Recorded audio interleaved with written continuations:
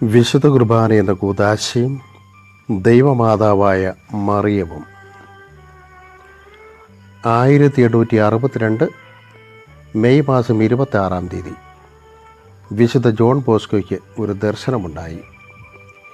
ഈ കാലഘട്ടത്തിൽ ആ ദർശനത്തിലുള്ള പ്രസക്തി വളരെ വലുതായതുകൊണ്ട് അതിൻ്റെ ഒരു ലഘുവിവരണമാണ് അദ്ദേഹത്തിൻ്റെ തന്നെ വാക്കുകളിൽ ഞാനിവിടെ പറയുവാൻ ആഗ്രഹിക്കുന്നത്. ഞാൻ സമുദ്രമധ്യത്തിൽ പാറകൾ നിറഞ്ഞ ഒരു തുരുത്തിൽ നിൽക്കുന്നതായി കണ്ടു. വലിയ കൊടുങ്കാറ്റ് ആഞ്ഞടിച്ചു കൊണ്ടിരുന്നു. കൊടുങ്കാറ്റിൽപ്പെട്ട് ആടി ഉലഞ്ഞുകൊണ്ടുവരുന്ന ഒരു കൂറ്റൻ കപ്പൽ.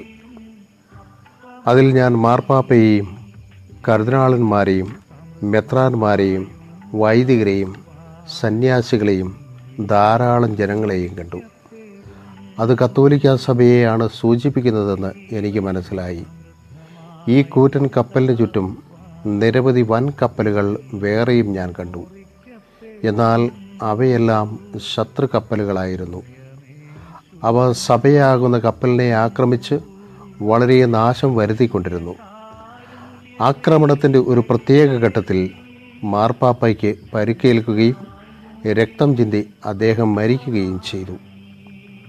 ഉടനെ കപ്പലിലുണ്ടായിരുന്ന കർദിനാളന്മാർ അവരിൽ നിന്ന് മറ്റൊരു മാർപ്പാപ്പയെ തിരഞ്ഞെടുത്തു. മാർപ്പാപ്പയുടെ മരണവും പുതിയ മാർപ്പാപ്പയുടെ തിരഞ്ഞെടുപ്പും ഒരേ സമയത്ത് ലോകം മുഴുവൻ വിളംബരം ചെയ്യപ്പെട്ടു.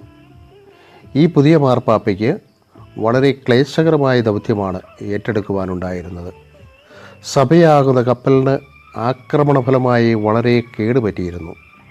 ശത്രു കപ്പലുകളുടെ അധിക ശക്തിയുടെ മുമ്പിൽ അത് മുങ്ങിപ്പോയേക്കുമെന്ന് തന്നെ തോന്നി. ശത്രു കപ്പലുകൾക്ക് വിജയം ഉറപ്പായി. അപ്പോൾ അത് അന്ധകാരത്തിൽ കൊടുങ്കാറ്റടിക്കുന്ന സമുദ്രമധ്യത്തിൽ 2 പ്രകാശത്തൂണുകൾ ഉയർന്നു വരുന്നു. ആദ്യത്തെ തൂണിന് മുകളിൽ ഒരു വെളുത്ത വലിയ ഓസ്തി ഞാൻ കണ്ടു. തൂണിന്മേൽ ഒരു ഫലകത്തിൽ സാലൂസ് ക്രഡേൻഷ്യം വിശ്വസിക്കുന്നവരുടെ രക്ഷ എന്നെഴുതിയിരിക്കുന്നു. അല്പമകലെയായി കാണപ്പെട്ട് രണ്ടാമത്തെ തൂണിന്മേൽ അമലോത്ഭവ മാതാവിൻ്റെ ഒരു രൂപം സ്ഥാപിതമായിരുന്നു. അതിലുള്ള ഫലകത്തിന്മേൽ ഓക്സീലിയും ക്രിസ്ത്യനയാരിയോരും ക്രിസ്ത്യാനികളുടെ സഹായം എന്നെഴുതിയിരിക്കുന്നു. ഈ പ്രകാശമാനമായ സ്തംഭങ്ങൾ അന്ധകാരത്തിൽ കൊടുങ്കാറ്റിന് നടുവിൽ കാണപ്പെട്ടപ്പോൾ കപ്പലിലുണ്ടായിരുന്നവർക്കെല്ലാം പുത്തൻ പ്രത്യാശ കൈവന്നു. പുതുതായി തിരഞ്ഞെടുക്കപ്പെട്ട പാപ്പ കപ്പലിനെ ഈ സ്തംഭങ്ങൾക്കടുത്തേക്ക് നയിക്കുവാൻ കൽപ്പിച്ചു. അവിടെ കപ്പലിനെ എത്തിച്ച് നങ്കൂരമിട്ടു. അത് കഴിഞ്ഞപ്പോൾ കൊടുങ്കാറ്റ് ശാന്തമായി. അന്ധകാരത്തെ തുടച്ചു നീക്കിക്കൊണ്ട് പ്രഭാതം പൊട്ടിവിടർന്നു.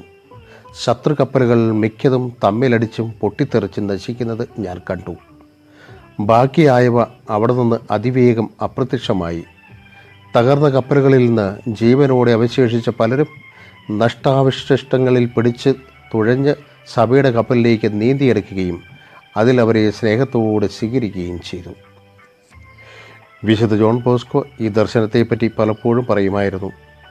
അദ്ദേഹം ഇതിന് നൽകിയ വ്യാഖ്യാനം ഇതാണ്: സഭയ്ക്ക് വലിയ പ്രതികൂലങ്ങളെ നേരിടേണ്ടി വരും, വലിയ നഷ്ടങ്ങളും സംഭവിക്കും. എന്നാൽ ദൈവം തന്നെ നേരിട്ട് ഇടപെട്ട് സഹായിച്ച് അവിടെ രക്ഷിക്കും. പ്രതികൂലങ്ങൾ അവസാനിക്കും, സമാധാനം ഉദയം ചെയ്യും, സഭയ്ക്ക് ഒരു പുതിയ മഹത്വപൂർണമായ വസന്തം ഉണ്ടാകും. 1.5 നൂറ്റാണ്ടിലധികം മുമ്പുണ്ടായ ഈ ദർശനത്തിന് ശേഷം സഭയ്ക്ക് വളരെയേറെ വിഷമഘട്ടങ്ങളെ നേരിടേണ്ടി വന്നിട്ടുണ്ട്. എന്നാൽ ദൈവസഹായത്താൽ അവൾ അവയെല്ലാം അതിജീവിച്ചു. നമ്മുടെ കാലഘട്ടത്തിലും നാരകീയ ശക്തികൾ അഴിച്ചുവിട്ടിട്ടുള്ള ആക്രമണങ്ങളെയും സഭ വിജയകരമായി നേരിടുക തന്നെ ചെയ്യും.